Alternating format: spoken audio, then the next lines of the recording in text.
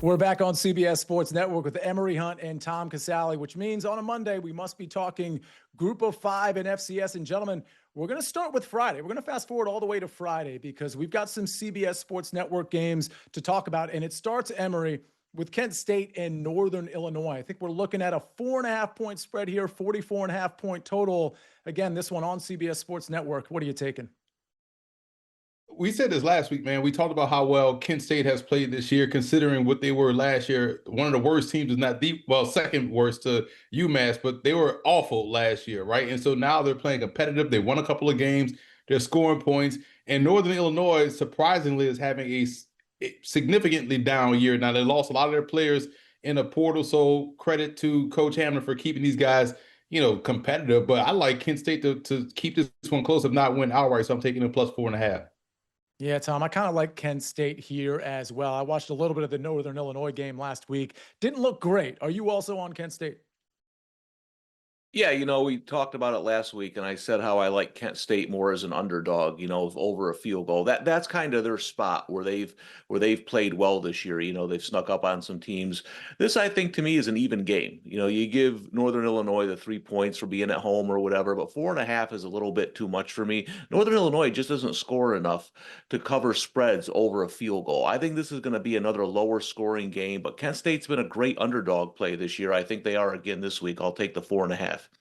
All right, let's go to San Diego State and New Mexico. Again, this one on Friday on CBS Sports Network at 3:30. It's a 1.5-point spread. San Diego State favored by a little bit on the road, 41.5-point total. Pretty low here, Tom. What do you like? Yeah, this is a tough one. I mean, you mentioned the 41.5-point total. This is going to be a low-scoring slobber knocker. San Diego State has allowed just 10 points in its last two games, wins over Boise State and San Jose State. So their defense is at an elite level right now. And New Mexico has been one of the surprises of college football. I think this is going down to the wire. Low-scoring game in the fourth quarter, but I can't pick against the Aztecs right now with the way their defense is playing. All right. Well, Emory, you can. You're on New Mexico. Yeah, listen, I love the fact that Jason Eck did a great job at Idaho, had those teams routinely ranked in the top 7. He knocked off a couple of FBS teams while he was there, goes to New Mexico and just completely turned his program around, got them bowl eligible, got them playing really good ball.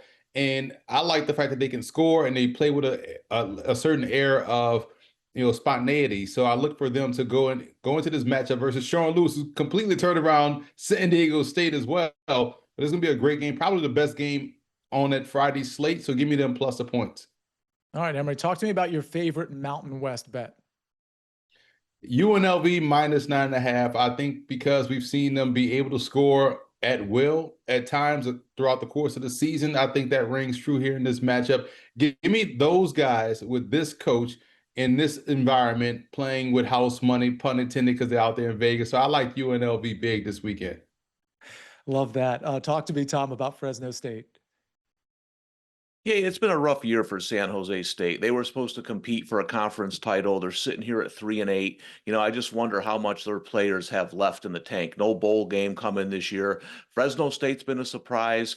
Well, the thing Fresno State's going to do is they're going to run the football. They can't throw it very well, but this is a good matchup for them because San Jose State can't stop the run.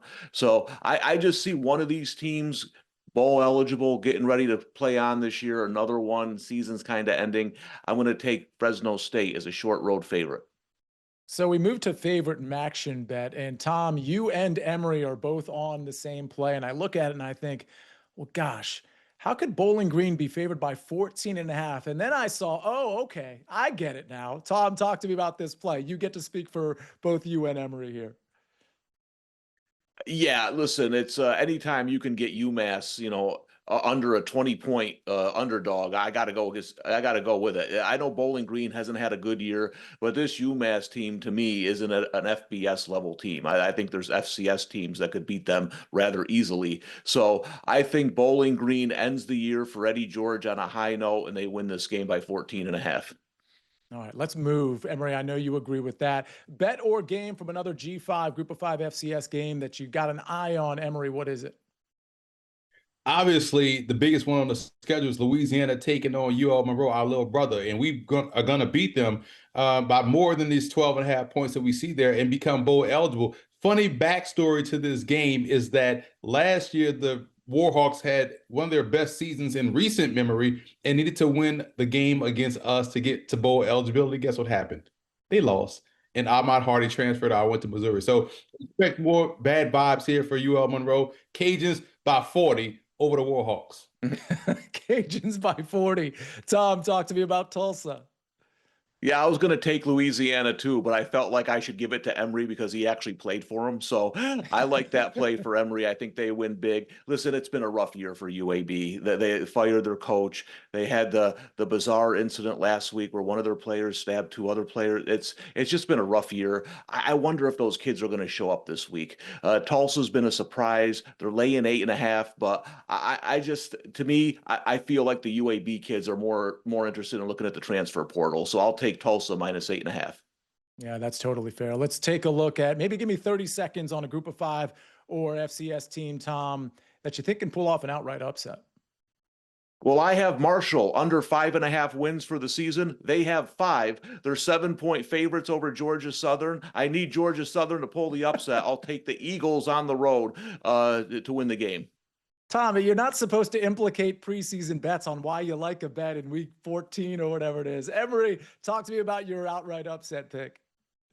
New Hampshire fought their way to get into the FCS playoffs. They knock off South Dakota State, who luckily got into the playoffs because they knocked off North Dakota. But I like the Wildcats to get this one done. All right. Emory Hunt, Tom Casale, thanks as usual for all the great insight. Very much looking forward to, we got NFL on Thursday. Of course, we've got the CBS Sports Network games on Friday and a lot of games this week in college and the NFL. Again, Emory, Tom, thank you very much. You can sometimes find these guys, really across all platforms. That includes CBS Sports HQ, the network, but also on the SportsLine YouTube channel, where I host a little show we call The Early Edge, Monday through Friday at 10 o'clock. Again, go to YouTube and hit up SportsLine. Make sure you're subscribed, and you'll catch The Early Edge every Monday through Friday at 10 o'clock. Ladies and gentlemen, have a great Monday. Enjoy the football. We'll see you soon on The Early Edge.